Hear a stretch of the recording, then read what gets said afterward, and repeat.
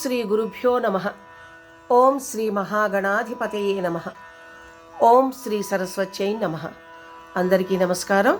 ఈరోజు మాఘపురాణం 19వ అధ్యాయం మాఘమాస నదీ స్నాన మహిమ అనే కథ పారాయణం. మాసములన్నింటిలోనూ మాఘమాసము అత్యంత పుణ్యదాయకమైనది. మాఘమాసములో నదీ స్నానము విశేష పుణ్య ఫలితమునిచ్చును.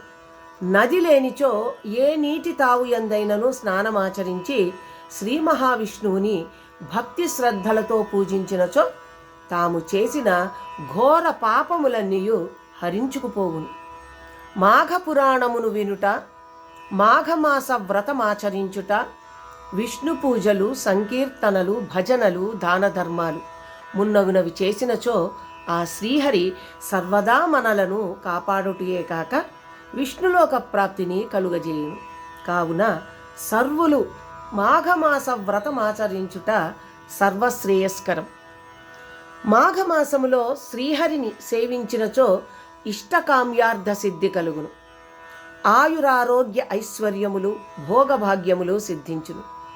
ఈ మాఘమాస వ్రతమాచరించుట వలన భక్తులు శ్రీహరి కృపకు పాత్రులై మోక్ష ప్రాప్తిని పొందగలరు అనుట అక్షర సత్యం. ఇందు ఎట్టి సందేహమూ లేదు. పూర్వము అనంతుడు అనే బ్రాహ్మణుడు యమునా నదీ తీరమందలి ఒక అగ్రహారములో నివసించేవాడు. అతనికి పూర్వీకుల నుండి వచ్చిన వంశపారపర్యంగా వచ్చు ఆస్తి అధికముగా సంక్రమించి ఐశ్వర్యవంతుడవుటచే అహంకారిగాను, మొండితనం, మూర్ఖత్వం కలవాడుగాను తయారయ్యాడు. విద్య అంతంత మాత్రంగానే అబ్బింది. నిత్యం ఇంటి నుండి డబ్బు తీసుకుని దుష్టులతోనూ దుర్మార్గులతోనూ తిరుగుతూ జులాయిగా తయారయ్యాడు. చెడు అలవాట్లకు లోనయ్యాడు. తల్లిదండ్రుల హితబోధనలు వినక తన ఇష్టానుసారం సంచరించసాగాడు. ఏనాడు దైవచింతన చేసిన పాపాన పోలేదు. పాపభీతి అసలే లేదు. మందు, మగువ, పేకాట, జూదం మున్నగు సకల దుర్గుణాలు అలవడ్డాయి. ముసలివారైన తల్లిదండ్రులు మాత్రం ఎంతో చెప్పి చూశారు. అయినా ఏమి లాభం?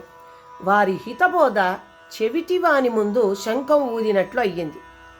సరే, కాలమే సమాధానం చెప్తుంది అని అందరూ సరిపెట్టుకున్నారు. ఇలా ఉండగా కొంతకాలానికి అతనికి జ్ఞానోపదేశం అవ్వడం మొదలయ్యింది. దుర్గణముల వల్ల రోగాల బారిన పడ్డాడు. స్నేహితులు సాయం చేయకపోవడంతో వారి పట్ల విసిగిపోయాడు. ఏనాడు దాన ధర్మాలు చేయలేదు. దైవచింతన అసలే లేదు. ఒంట్లో సత్తువ సన్నగిల్లసాగింది. ఒకనాడు అతడు ఈ విధంగా ఆలోచించసాగాడు. అయ్యో, తల్లిదండ్రులు పెద్దలు చెప్పినను వినకపోతినే, ధనబలంతో మిక్కిలి గర్విష్ఠినైతినే, సకల దుర్గుణముల బారినే పడితినే, నేనెంతటి పాపాత్ముడనైతిని. దైవచింతన చేయలేదు, దాన ధర్మాలు చేయలేదు, భగవంతుని పట్ల భక్తిని చూపలేదు.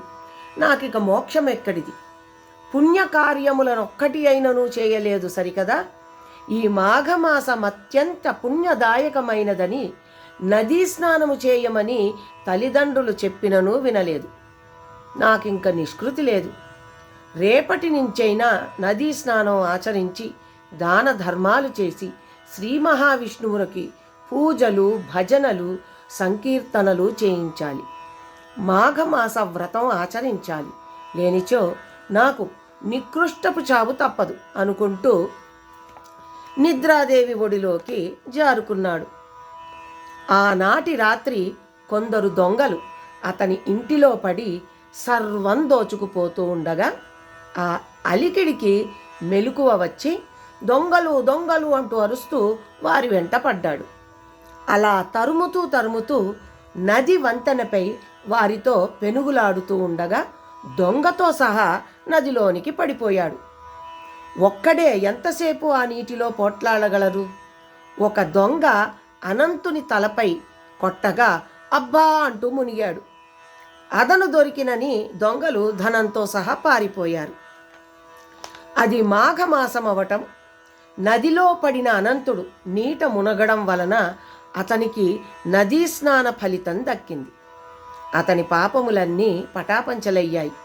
మాఘమాస ఫలితాన్ని పూర్తిగా అనుభవించి పుణ్యాత్ముడైనాడు. విష్ణుదూతలు అతనికి వైకుంఠ ప్రాప్తిని కలిగించారు. నీటముని అయిన దొంగకు కూడా మోక్షప్రాప్తి సిద్ధించింది. చూసితిరా, మాఘమాసమందలి నదీ స్నానం వల్ల ఎంతటి ఫలితమున్నదో. ఇంతటితో మాఘపురాణం 19వ అధ్యాయం పారాయణం కూడా ముగిసింది. తిరిగి రేపటి పారాయణంలో కలుసుకుందాం. నమస్కారం.